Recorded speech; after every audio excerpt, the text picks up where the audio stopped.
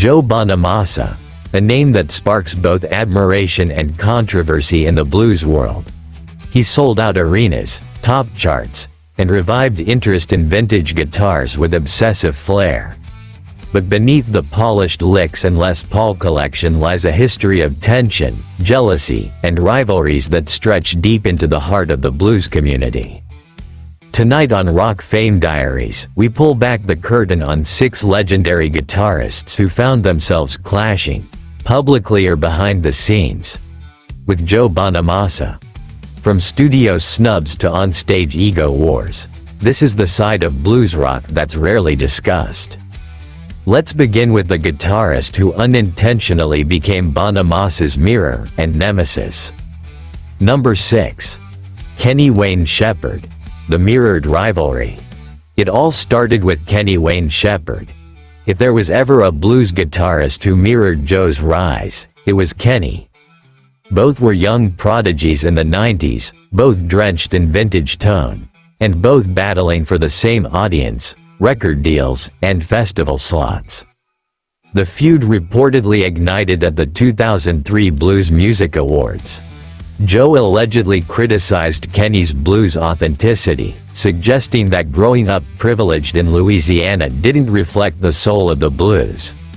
Kenny fired back, branding Joe's sound as trust fund blues, and accusing him of buying his way into credibility with expensive gear.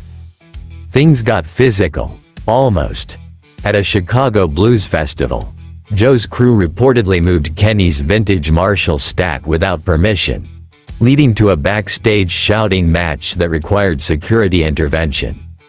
One observer compared it to two spoiled kids fighting over the same toy, but for Kenny and Joe, the rivalry was anything but childish. Number 5. Derek Trucks, the purist player. Then there's Derek Trucks, everything Joe wanted to be, yet couldn't touch. While Joe obsessed over gear, Derek earned his stripes sitting in with legends as a literal child prodigy. The first serious crack in their relationship came during a recording session in the early 2000s. Derek laid down smooth, soulful slide guitar in a single take.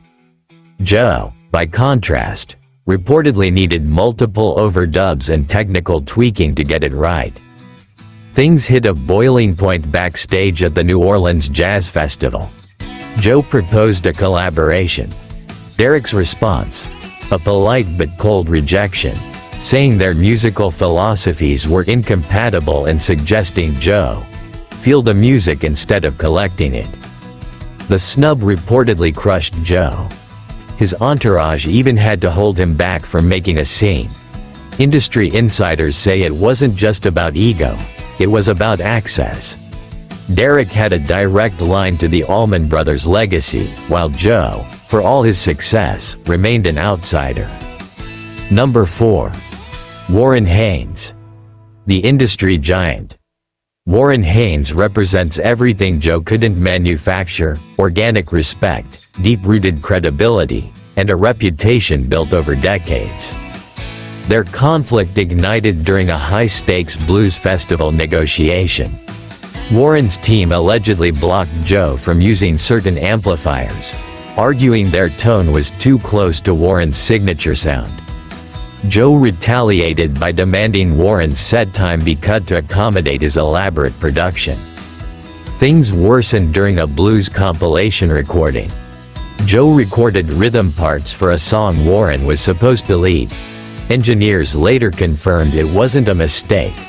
Joe had requested to record first, hoping to control the arrangement. Warren reportedly called it the most disrespectful thing he'd encountered in decades. But the dagger came later, when Joe was quoted criticizing Government Mule's commercial appeal, suggesting Warren's artistic integrity was code for poor ticket sales. Warren clapped back in a music mag, saying Joe may collect vintage guitars but hasn't lived vintage experiences. Number 3. Gary Clark Jr., the successor. Gary Clark Jr. didn't just arrive. He exploded onto the blues scene, becoming what many dubbed the future of the blues. And to Joe, that was terrifying. While Joe had fought tooth and nail for credibility, Gary seemed to command it effortlessly, with crossover hits, Grammy nods, and a raw street cool style Joe simply didn't have. Joe was reportedly furious that Gary was getting headline festival slots he felt he'd earned. The feud reached new heights at a guitar clinic where both were booked. Gary arrived late, stepped on stage during Joe's set, and said to the crowd, "Let me show you how this is really done." His performance, flawless. Joe's, suddenly sterile by comparison. He walked off, blaming technical issues. Behind the scenes, it got worse. Booking agents claimed Joe's team made their availability contingent on Gary not being on the same bill. He even allegedly pulled out of a charity event because Gary's name was printed higher on the poster. Number 2. Robben Ford. The elitist conflict. Robben Ford wasn't just another blues player, he was jazz fusion royalty. And that's exactly what rubbed Joe the wrong way. While Joe built a brand around flashy gear and thunderous tone, Robben earned respect through musical sophistication and subtlety. The tension reportedly began during a joint masterclass. Robben focused on harmonic depth and phrasing. Joe, gear, gear, and more gear. When a student asked about their differences, Robben allegedly responded, "Some players focus on gear because they haven't developed their ears." Later, at a high-profile recording session, Robben recorded a tasteful solo in 2 takes. Joe, again, needed hours and multiple overdubs.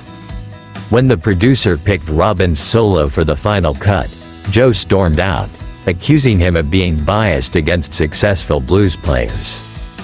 Word spread that Joe even tried to get Robben excluded from future tribute albums, arguing that jazz guys don't belong in real blues. The irony? Robben had been doing blues since before Joe bought his first Les Paul. Number 1. Eric Johnson. The untouchable. Eric Johnson is more than just a guitarist. He's a tone scientist, a living legend. And for Joe Bonamassa, he's the one player who exposed everything money can't buy. The friction began over a rare Stratocaster model they both used. Eric said in an interview that he could achieve great tone with any decent guitar. Some players need expensive gear because they haven't developed their own voice. Ouch. Joe's camp took it personally. The showdown came at a guitar expo. Eric played first, pure, crystalline, otherworldly. Joe followed, armed with gear worth hundreds of thousands. The crowd comparison was brutal. One witness called it, watching someone try to buy their way into genius. Joe reportedly spent a fortune trying to copy Eric's tone. When Eric found out, he laughed it off, saying, "He's missing the point. Tone comes from within, not from a catalog." So there you have it, 6 legendary guitarists who clashed with Joe Bonamassa. In a genre built on soul, struggle, and authenticity, the blues world proves that even vintage guitars can't silence real tension. Which feud shocked you the most? Drop your thoughts in the comments. Smash that like button if you love behind-the-scenes music drama.